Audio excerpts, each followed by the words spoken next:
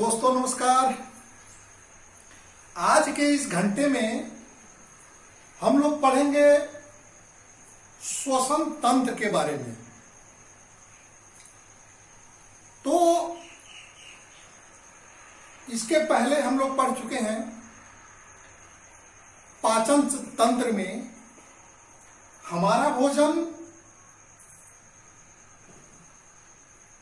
जो कार्बोहाइड्रेट था ग्लूकोज में, प्रोटीन पेप्टोन में और फैटी एसिड में बदल चुका है। अब क्या होगा? उसका ऑक्सीकरण होगा। क्या होगा? उसका ऑक्सीकरण होगा। तो हमारा ऑक्सीजन ग्लूकोज के साथ मिलकर के और उसको किसमें परिवर्तन करेगा? कार्बन डाइऑक्साइड और जल में। और ऑक्सीडेशन की क्रिया के दौरान ऊर्जा मुक्त होती रहेगी। ठीक। अगर आपसे कोई पूछे कि श्वसन किसे कहेंगे तो आप क्या बोलेंगे? ऑक्सीजन कार्बनिक भोज्य पदार्थों का ऑक्सीकरण या विघटन करके ऊर्जा प्रदान करता है, इसे ही श्वसन कहते हैं। ठीक। श्वसन में हमारे जितने भी अंग काम करते हैं उनको क्या कहते हैं? श्वसन अंग कहते हैं। और सारे को मिलाकर के क्या कहते हैं? श्वसन तंत्र कहते हैं। ठीक। इसमें स्ट्रक्चर की ज्यादा भूमिका होती है। इसमें जो प्रश्न पूछे जाते हैं वो स्ट्रक्चर के बारे में ज्यादा पूछे जाते हैं। तो आइए पहले थोड़ा सा हम इसका स्ट्रक्चर देख लेते हैं। सबसे ऊपर नासा गुहा, पहले ये नोज है, नाक है। उसके बाद हमारा जो हम हवा अंदर लेंगे वो कहाँ जाएगा? नासा गुहा में। उसके बाद उसके नीचे ग्रसनी है, फिर ये ट्रैकिया है और सबसे अंतिम में फेफड़ा है। फेफड़े में ही हमारा श्वसन क्रिया संपन्न होता है। तो आइए हम एक एक करके देखते हैं। श्वसन क्रिया में जो हवा हम नाक से लेते हैं, नाक से वायुनली से फेफड़े में और फेफड़े में ब्लड के पास जाता है और ब्लड से आदान प्रदान करके ऑक्सीजन और कार्बन डाइऑक्साइड का आदान प्रदान करके फिर वहां से वापस चलता है। तो फेफड़े से वायुनली से नाक द्वारा फिर बाहर हो जाता है। ठीक। इस क्रिया के दौरान हमारा फेफड़ा एक बार में कितना हवा अपने अंदर लेता है? लगभग 1.5 लीटर। लगभग 1.5 लीटर हवा अपने अंदर भरता है। कौन भरता है? फेफड़ा। 1 मिनट में सांस लेने की क्रिया निःश्वसन और उच्छ्वसन कितनी बार होता है? 12 से 15 बार। 12 से 15 बार, 15 से 18 बार। 15 से 18 बार ये श्वसन और निःश्वसन की क्रिया होती है। श्वसन के प्रकार, श्वसन के 2 प्रकार होते हैं। कौन कौन से? अनाक्षी श्वसन और आक्षी श्वसन। तो अनाक्षी श्वसन क्या है? अनाक्षी श्वसन का मतलब जिसमें ऑक्सीजन उपस्थित नहीं रहता है। और यह किसमें होता है? एक कोशिकीय जीवों में होता है। एक कोशिकीय जीव कौन कौन से होते हैं? जैसे जीवाणु, विषाणु, फंगस, ईस्ट, ये सब होते हैं।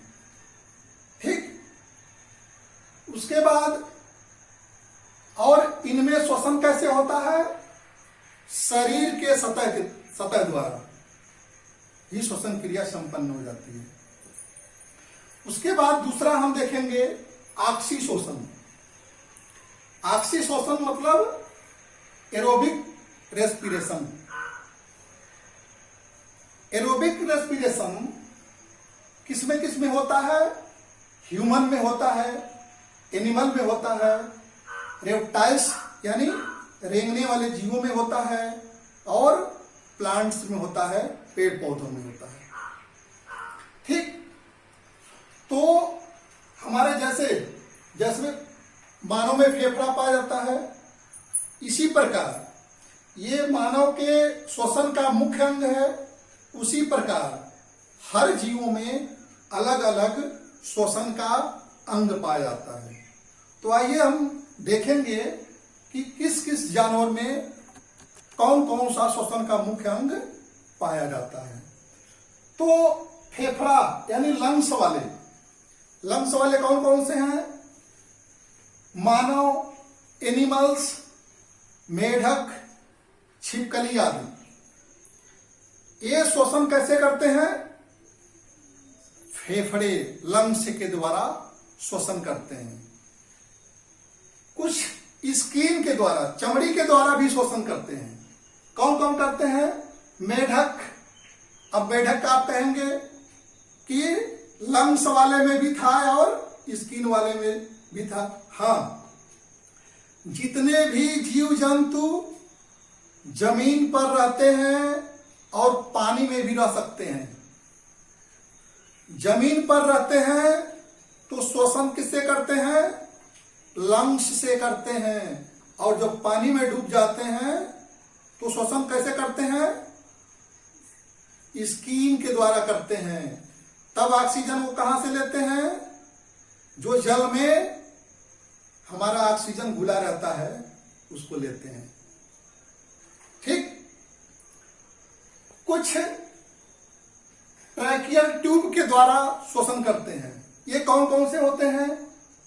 कीड़े मकोड़े, टिड्डे, कॉकरोच वगैरह। अभी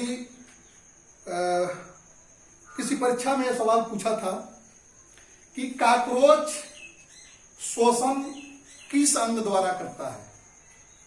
तो बहुत सारे लोगों का गलत भी हो गया था, बहुत लोगों का सही भी हो गया था।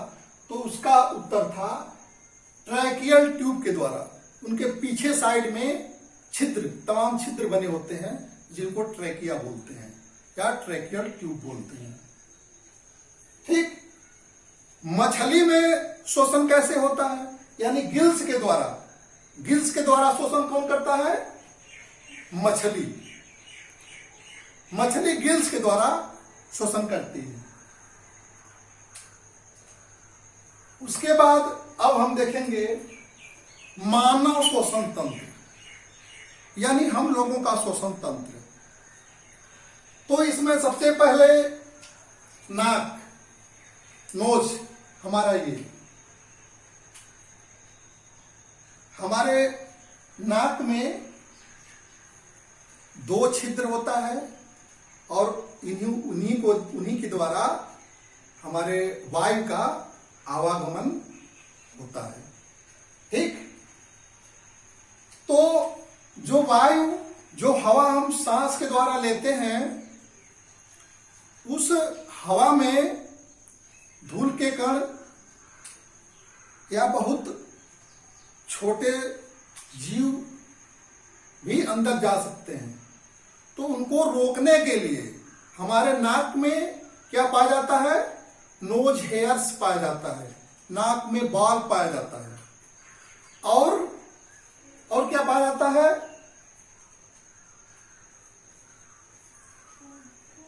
रोम, छोटे छोटे रोम पाए जाते हैं। जो, चलिए आगे वाले में देखेंगे इसको। ये नासा गुहा में, नाक हमारा कहां जाके खुलता है? नासा गुहा में।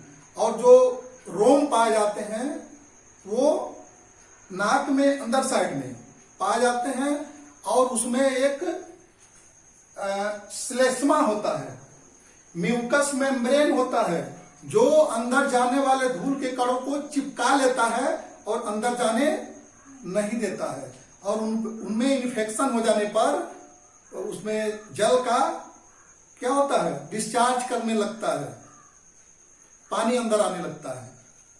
ठीक।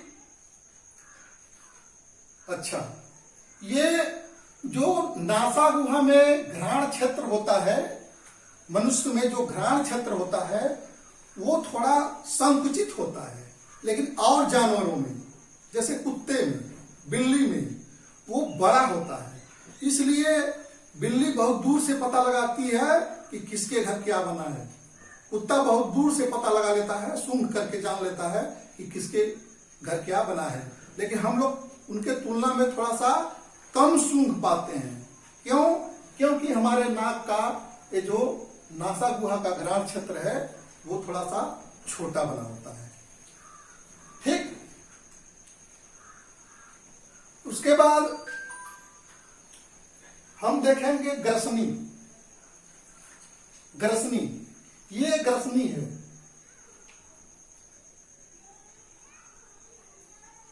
ग्रसनी में घाटी का ढक्कन यानी एपिग्लोटिस पाया जाता है। जैसे यहां देख लीजिए, यहां देखिए, ये हमारा फूड पाइप है और ये हमारा विंड पाइप है, यानी ये सांस लेने का नली है, सांस वाली नली यानी ट्रेकिया है, और ये भोजन वाली नली है। और इन दोनों के ऊपर एक ढक्कन पाया जाता है, एक ढक्कन पाया जाता है, और जब हम कुछ खाते हैं तो आराम से चला जाता है। लेकिन कैसे चला जाता है? ये जो एपिग्लोटिस होता है वो हमारे विंड पाइप को ढक लेता है और भोजन आराम से हमारे भोजन वाली नली में चला आता है। अच्छा, एक चीज देखिए, हम सांस ले पा रहे हैं आराम से, देखिए आराम से सांस ले पा रहे हैं, मुंह से भी सांस ले पा रहे हैं आराम से, लेकिन भोजन को आराम से निगल नहीं पाते हैं। क्यों? भोजन को निगलने के लिए हमको थोड़ा सा मेहनत करना पड़ता है। ऐसे जैसे अभी आप मिठाई देख जाइए तो अभी आपके अंदर क्या बन जाएगा, बहुत सारा लार बन जाएगा, और उस लार को अंदर ले जाने के लिए क्या करना पड़ेगा, ऐसे। तो इस क्रिया में क्या हो रहा है, हमारा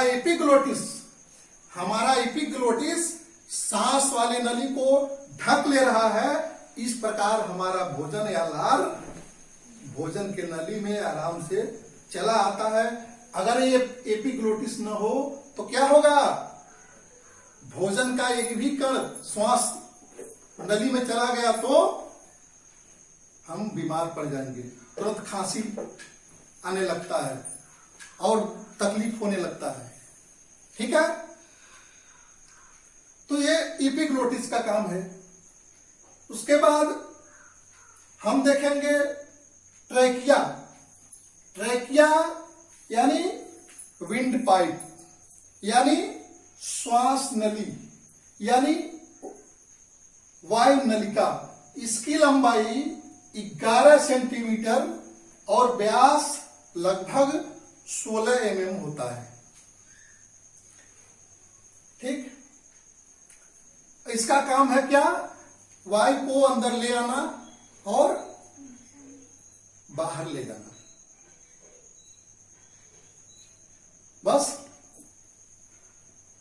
उसके बाद जो हमारा श्वसन तंत्र का जो हमारा मुख्य अंग है, लंग्स, फेफड़ा, इसके बारे में जानते हैं। यह इसके अंदर बहुत महीन वायु कोष्ठ पाए जाते हैं, जिसके कारण ये फूलता है, गुब्बारे की तरह फूलता है। और एक बार में ये कितना वायु अपने अंदर ले सकता है? 1.5 लीटर। जो हमारा फेफड़ा होता है, एक बार फूलता है तो कितना वायु अंदर ले सकता है? लगभग 1.5 लीटर। और यह 1 किलो 300 ग्राम लगभग इसका वजन होता है।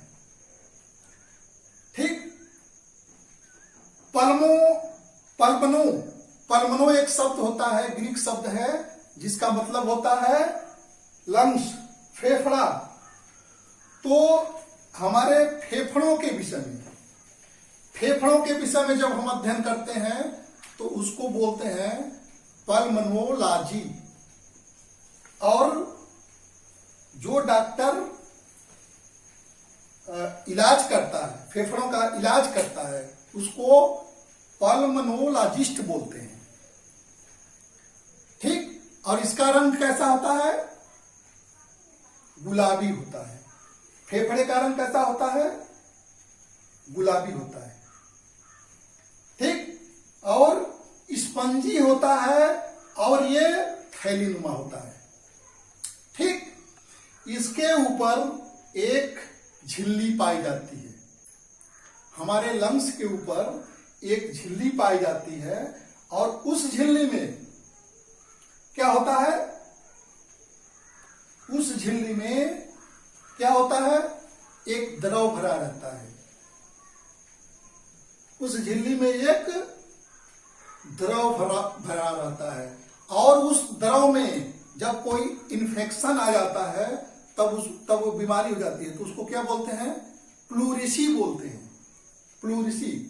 इसी झिल्ली में जब कोई व्याधि उत्पन्न हो जाती है तब उसको प्लूरिसी बोलते हैं। और इसका काम क्या है? इसमें जो द्रव भरा रहता है यह हमारे लंग्स का हिफाजत करता है कि फूलने पचकने के दौरान वो कहीं घर्षण न होने पाए और इसकी क्षति न होने पाए। ठीक।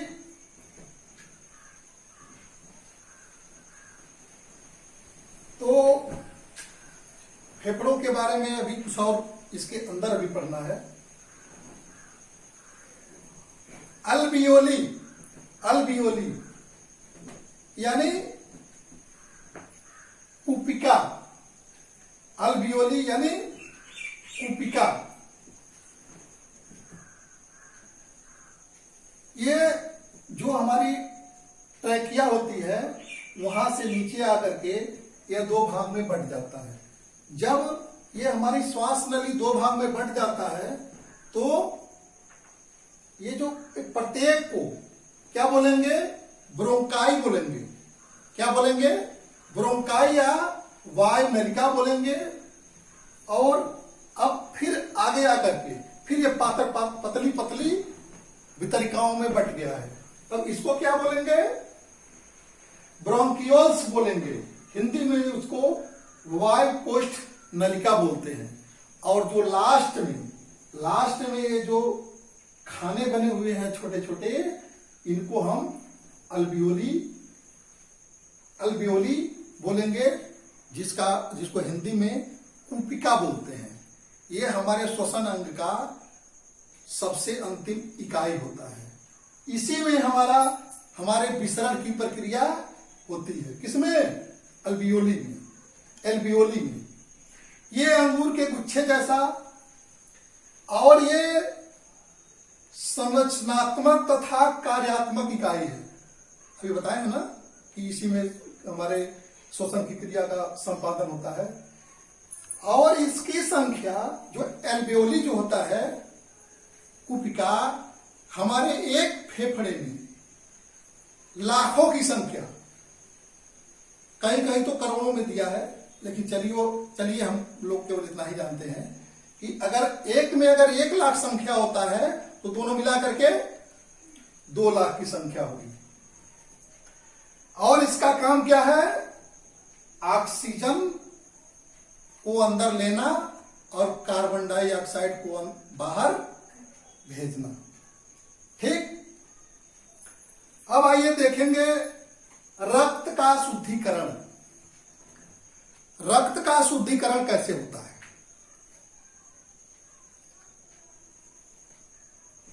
ये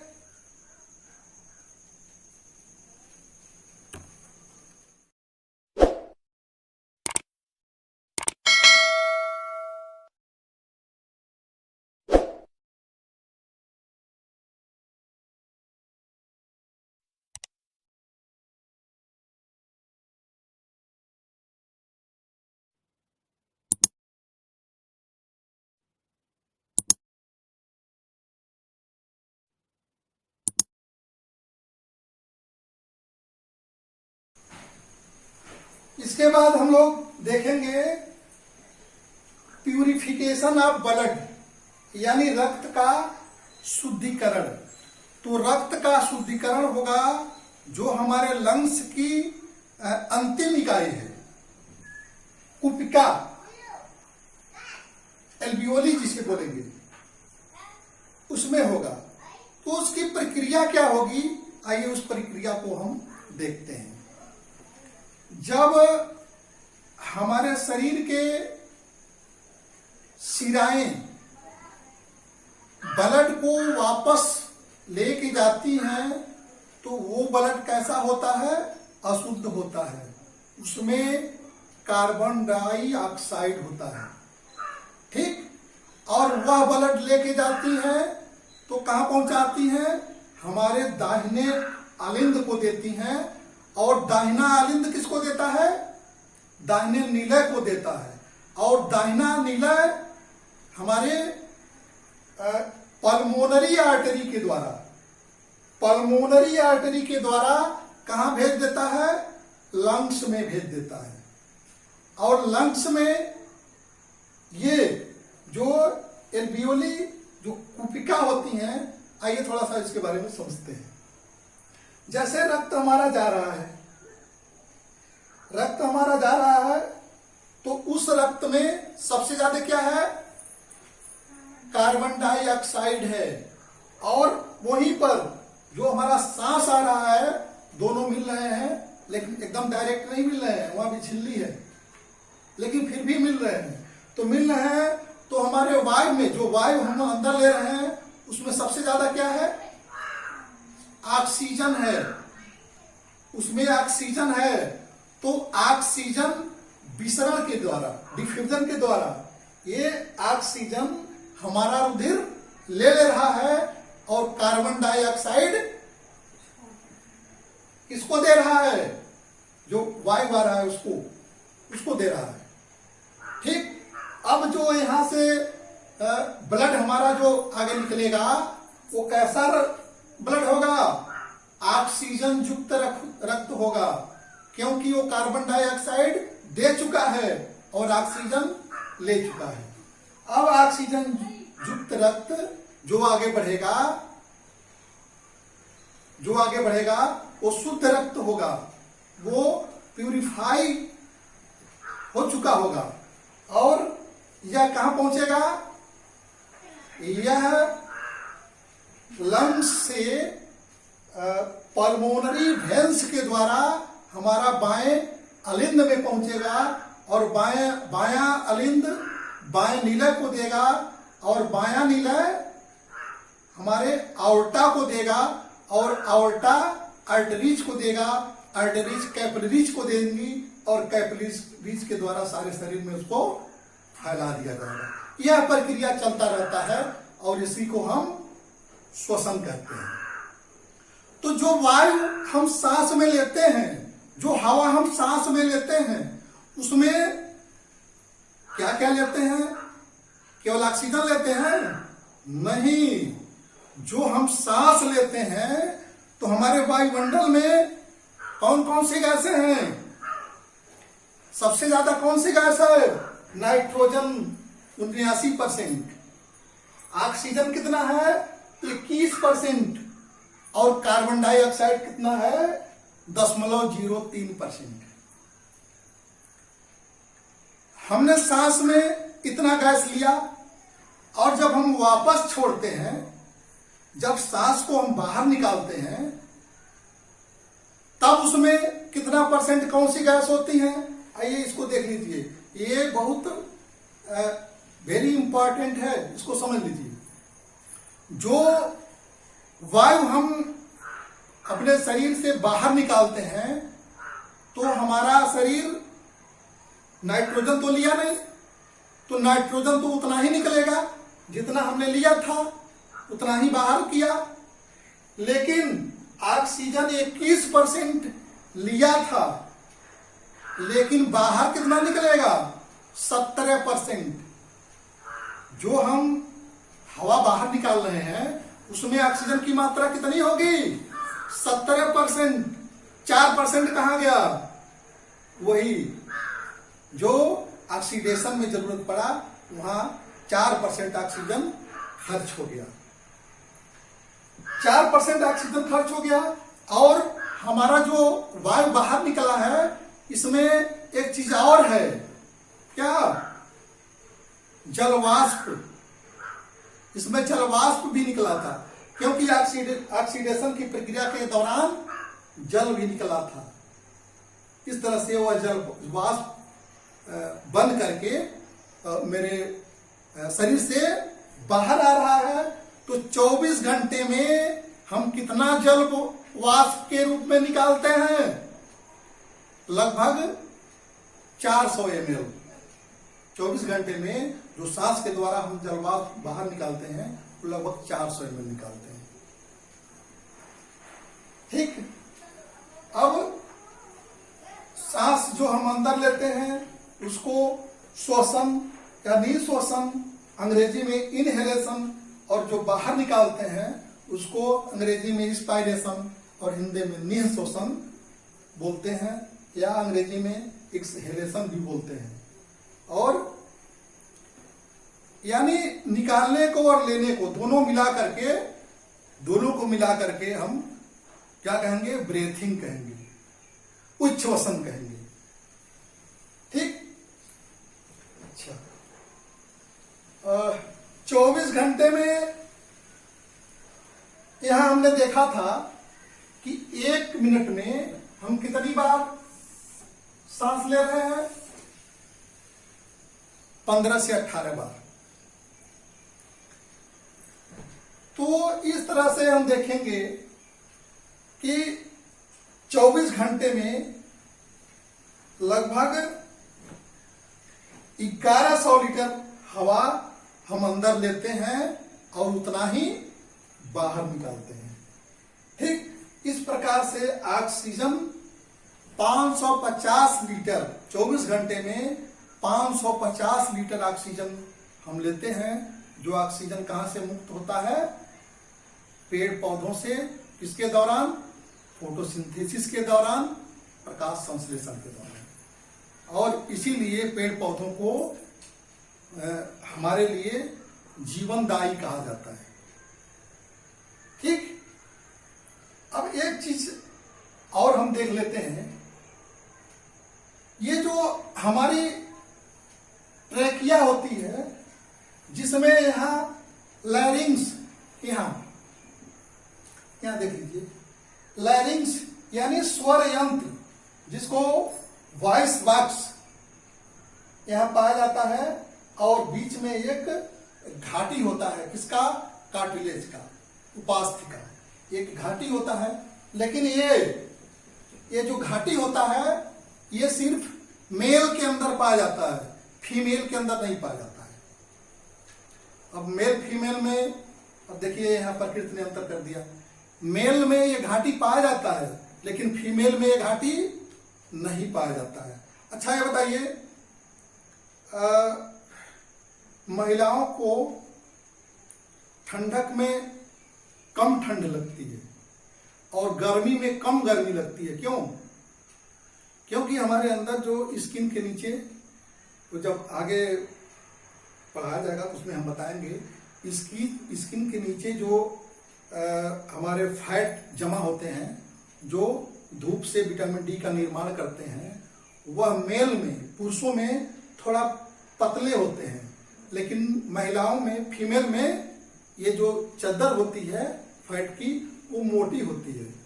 तो मोटी होने के कारण ये वायुमंडल से, जैसे वायुमंडल में बहुत ज्यादा ठंडी है और हमारे शरीर के अंदर गर्मी है, तो ये जो टेम्परेचर होता है बाहर का ठंडा वाला, उसको अंदर नहीं जाने देता है। कौन? ये जो वसा जमा हुआ है। तो जिसके अंदर ये जितना मोटा होगा वो उनको बाहर से अंदर जाने में रोकेगा। तो महिलाओं के अंदर ज्यादा मोटा होता है, इसलिए महिलाओं को ठंडी में कम ठंडी लगती है और गर्मी में भी वही हाल है, गर्मी भी कम लगती है। तो देखिए यहाँ कुछ पुरुषों को दिया है नेचर ने, कुछ महिलाओं को भी दिया है, कोई शिकायत करने वाला नहीं है। ठीक। अच्छा, ये इसमें वोकल कार्ड्स होते हैं, ये जो कंठ होता है इसमें वोकल कार्ड्स होते हैं जो ध्वनि का निर्माण करते हैं। ठीक। उसके बाद अब सारा तो हमने देख लिया, अब कुछ प्रश्नों को देख लेते हैं। परीक्षाओं में पूछे जाने वाले प्रश्नों को देख लेते हैं। जो ये हमारा श्वास नली है, इसको चारों तरफ से एक आवरण है जो उपास्थि है, यानी कार्टिलेज का बना हुआ है। वो न मांस है न हड्डी है, वो कार्टिलेज का बना हुआ है, उपास्थि का है वलय के रूप में। और ये कम क्यों बना हुआ है? क्योंकि जब हम सांस को, जब विंड को, हवा को हम खींचते हैं तो पिचकने ना पाए, इसलिए। ठीक। इसलिए ये उपास्थि बना हुआ है।